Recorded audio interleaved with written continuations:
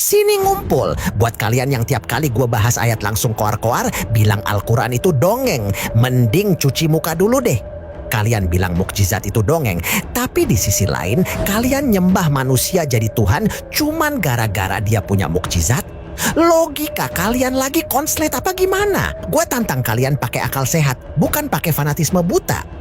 Kita bedah satu-satu kenapa klaim Nabi Isa dapat predikat Tuhan itu sebenarnya rapuh banget kalau dibandingin sama nabi-nabi lain. Banyak yang terjebak doktrin kalau Nabi Isa itu Tuhan karena 1. Lahirnya ajaib tanpa bapa.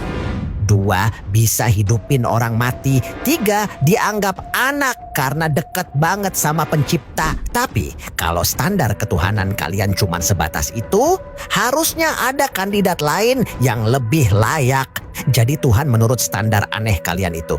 Mau bukti? Nih, gue kasih paham. Kalian bilang Isa itu Tuhan atau anak Tuhan karena lahir tanpa bapa. Oke, sekarang lihat Nabi Adam alaihissalam. Nabi Isa masih mending ada pabriknya alias ada rahim ibunya, Siti Maryam. Alha Nabi Adam, bapak nggak punya, ibu nggak ada. Langsung jadi dari tanah. Kalau logikanya nggak punya bapak bo Tuhan, maka harusnya Nabi Adam itu mbahnya Tuhan dong. Secara penciptaan, Nabi Adam jauh lebih mustahil dan lebih kuat kalau mau dibilang ajaib. Tapi kenapa cuman Isa yang kalian tuhankan? Standar kalian kok pilih kasih? Terus soal Isa bisa hidupin orang mati. Kalian pikir itu cuma milik dia? Baca dong dongeng yang nyata di surah Al-Baqarah ayat 260. Nabi Ibrahim alaihissalam pernah minta bukti ke Allah gimana cara hidupin yang mati. Caranya lebih ekstrim. Beliau ambil 4 burung, dicincang sampai jadi adonan daging campur aduk. Itu daging ditaruh di bukit-bukit yang beda. Pas dipanggil, itu daging yang udah jadi sosis nyatu lagi, tumbuh bulu lagi, dan terbang nyamperin beliau. Kalau Isa dibilang Tuhan karena bangunin orang mati yang jasadnya masih utuh, kenapa Ibrahim gak kalian sembah juga? Beliau nyatuin daging cincang jadi nyawa lagi loh. Kenapa standarnya beda-beda? Nah, ini yang sering digadang-gadang. Isa itu Tuhan karena dia nggak mati dan sekarang ada di langit. Woi, buka mata. Kalian lupa atau emang nggak tahu kalau ada Nabi Idris alaihissalam?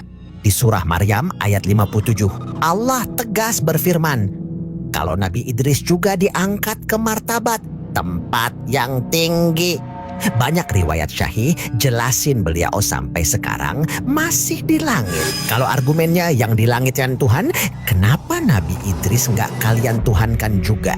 Kenapa cuma Nabi Isa yang dapat panggung? Ini bukti kalau argumen kalian itu cuman cocokologi yang nggak konsisten. Nabi Isa ditangguhkan matinya itu buat tugas terakhir sebagai manusia. Meluruskan fitnah. Dia turun buat klarifikasi ke seluruh dunia. Gue ini hamba Allah utusannya, bukan Tuhan. Nanti pas turun, dia bakal syalat jadi makmum di belakang Imam Mahdi. Masa Tuhan sujud di belakang manusia?